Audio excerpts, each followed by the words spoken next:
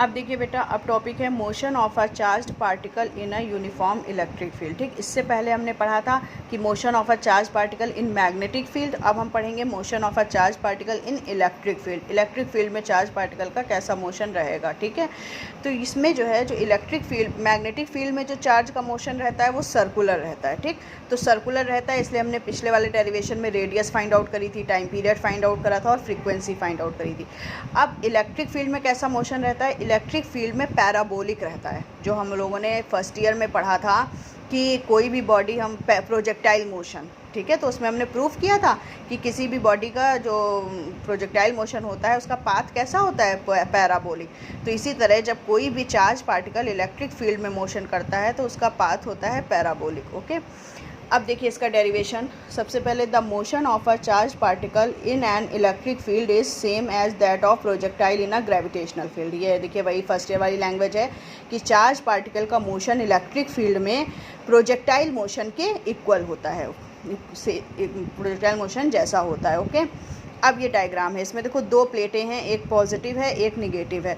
आपको पता है इलेक्ट्रिक फील्ड की डायरेक्शन हमेशा जो है पॉजिटिव से निगेटिव की ओर रहती है। ये हमने एरो बना दी है जो इलेक्ट्रिक फील्ड की डायरेक्शन को दिखा रहे हैं, रिप्रेजेंट कर रहे हैं। ओके, अब ये v वेलोसिटी से एक चार्ज पार्टिकल प्लस q है जो इसमें एंटर हो रहा है। ठीक है, जैसे ही यहाँ पर एंटर होगा तो पहले तो ये x एक्सिस के अलॉन्ग चलेगा। ठीक है, ये x एक्सिस के अलॉन्ग चला, बट जैसे ही इलेक्ट्रिक फील्ड में एंटर होगा, ये ऊपर निगेटिव है, नेगेटिव प्लेट है और ये चार्ज है पॉजिटिव, तो ये निगेटिव प्लेट की तरफ धीरे धीरे अट्रैक्ट होने लगेगा, यानी कि x एक्सिस से y एक्सिस की तरफ ये बढ़ने लगेगा। ओके, और एक टाइम ऐसा आएगा कि y एक्सिस की तरफ बढ़ते हुए ये इलेक्ट्रिक फील्ड के बाहर निकल जाएगा। ओके, तो अब देखिए, suppose a positive charge plus q moving along the x axis के अलॉन्ग मूव कर रहा है, enters the electric field with velocity v।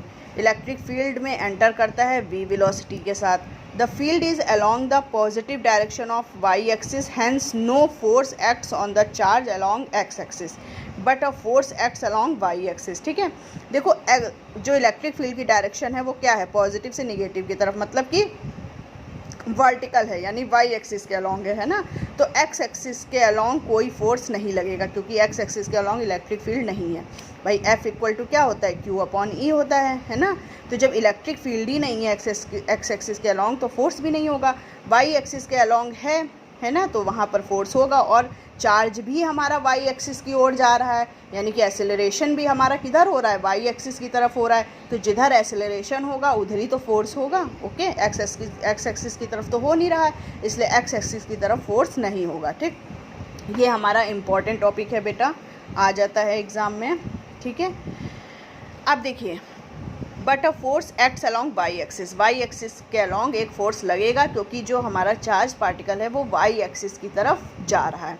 वो फोर्स कितना होगा, F इक्वल टू QE होगा। ओके, अब आपको पता है F इक्वल टू MA होता है, F की जगह पर हम क्या रख देंगे, MA रख देंगे। Okay, MA equal to QE, A equal to QE upon M हो जाएगा, इक्वेशन 1 ले ली। ओके, फिर along the x axis the charged particle continues to move with its initial velocity because there is no acceleration along the axis. ठीक है, x axis के along कोई acceleration नहीं है, इसलिए उसकी वेलोसिटी भी नहीं चेंज होगी।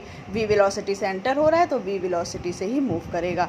Therefore the distance travelled in t second along the x axis, x axis में वो कितनी डिस्टेंस चला, x equal to V T. By distance equal to क्या हो जाएगा, स्पीड इनटू टाइम। ठीक, तो x इक्वल टू v स्पीड से चल रहा है x एक्सिस में और t टाइम है, तो x equal to V T, इसको हमने इक्वेशन 2 ले ली।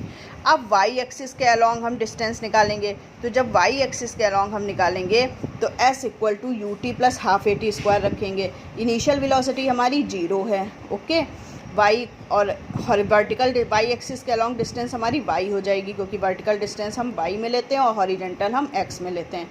तो y equal to 0 plus half AT square, तो y equal to half AT square. a की वैल्यू हम इक्वेशन 1 से पुट करेंगे। ठीक है, तो QE upon M T square आ गया। और y equal to half Q E upon M, और t की वैल्यू हम इक्वेशन 2 से पुट करेंगे। यहाँ से t की वैल्यू क्या हो जाएगी, x अपॉन v। तो यहाँ पर देखो t स्क्वायर की जगह हमने x अपॉन v का होल स्क्वायर रख दिया। तो ये इक्वेशन हमारी आ गई, और ये किस फॉर्म में आएगी, y equal to C X square form में, जो हमारी क्या होती है, पैराबोलिक इक्वेशन होती है। ओके, जिससे प्रूव कर लिया कि इलेक्ट्रिक फील्ड में चार्ज पार्टिकल का जो मोशन होता है वो पैराबोलिक होता है। ओके, q भी हमारा कांस्टेंट है, e भी कांस्टेंट है, m भी कांस्टेंट है, और वेलोसिटी भी कांस्टेंट होगी। ओके, तो ये पूरा कांस्टेंट हो गया। तो this equation is of the form y equal to C X square and represents a parabola.